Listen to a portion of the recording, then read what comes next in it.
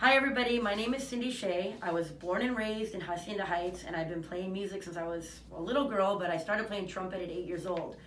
Since that time, I've learned a lot of instruments, piano, drums. I run my own band.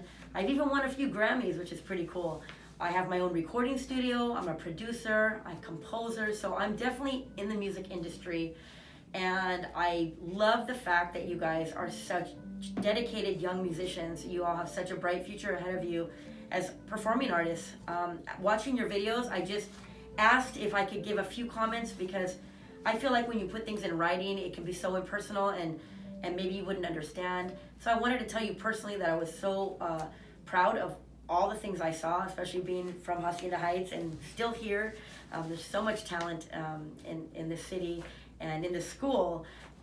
I just want to give you guys a few pointers, a few suggestions for when you actually go on a stage and you perform for a live audience. Everything changes when it's not just one camera, or you're not in a studio, or you're not just playing, for your cell phone and recording yourself. It changes when there's a lot of live people watching you.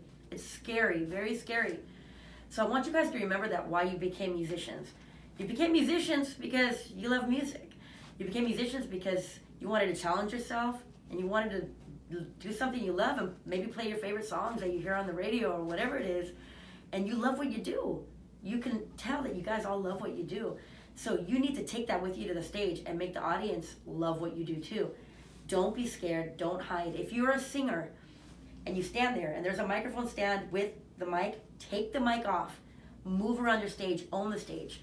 If you don't have a full band with you and you're alone with a track, whatever it is, you have to own the stage. However big it is, you need to go to the right, to the middle, and the left. None of you would want to go to a concert and have a singer standing only in the middle if you're the one in the nosebleeds to the right. You're never going to go sing to them. That's not fair. So you got to remember, you got to sing to your right, stage left, and center. You have to feel what you're singing. If you're singing a sad song, you're not going to be smiling like you're happy. You're going to feel it with emotion and, really get into it. Move with the song, okay? As an instrumentalist and a singer, like playing piano and singing at the same time, very hard because you can't really capture the audience. Just you're sitting there, you're playing and you're singing. What can you do? You can't dance and play and do cartwheels. I get it. So what you guys need to do is memorize your music first and foremost. Okay, if you're a piano player, memorize your music, because if not, you're going to be stuck like this, and it's just going to be like, what's going on? Like this person's not connecting with the crowd at all. Okay, memorize your music. And if you're singing and playing, look up at the crowd. Don't be afraid. Don't be scared. Look up and feel it. Put dynamics in, the voice, the piano. Make pauses, dramatic pauses. Invite the crowd to sing with you. When there's that instrumental break and it's kind of boring, you know what's going on? Everybody, sing along if you know the words. Invite the crowd to sing with you. They will do it, and you can take a vocal break. And then you jump back in. People love singing along. That's one thing I love to do in a concert. So I always ask my audience to sing along with us, and they always do. Especially if you're doing a really popular song. When you're up on stage, don't forget to introduce yourself, People have to remember who you are. So when you sit down or you go out to sing, I am so-and-so. I am 12 years old, and I love what I do, Make them remember you. I would say remember that when you're preparing for your show, look the part. You can't just walk out and look like you look every day for school. You got to look the part. So depending what type of piece you're performing, if it's a very classical and very conservative piece, come out with a little suit on or a tie or a tux or, a pretty dress like you're in a hall. If you're coming out with a pop song, look like a pop star.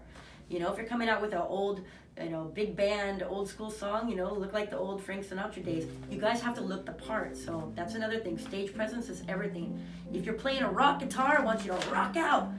Go on your knees, strum it, and make that audience love you, okay? Everybody did such a great job. Just remember that stage presence is just as important as how well you've learned your pieces. There's a lot of great musicians out there that are not stage musicians. They're just recording artists that are in studios and they just record and nobody ever sees their faces. If you want to be on stage, you have to remember to smile. You have to remember to talk to your audience, okay? Communicate with them during the song, before the song, and after the song. You say thank you very much, and you say thank you, and you walk away after that. Don't just walk away. Always thank your audience for listening, and they hope you enjoyed it, okay? Always greet them. How's everyone doing? How's everyone doing in Hacienda Heights, Let's give it up for Opus Music School, and you just have to really grab them and become that entertainer, okay?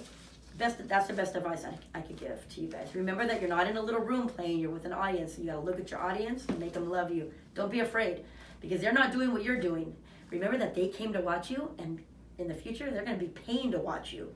Okay, so give them a good show. They deserve it, right? Keep it up.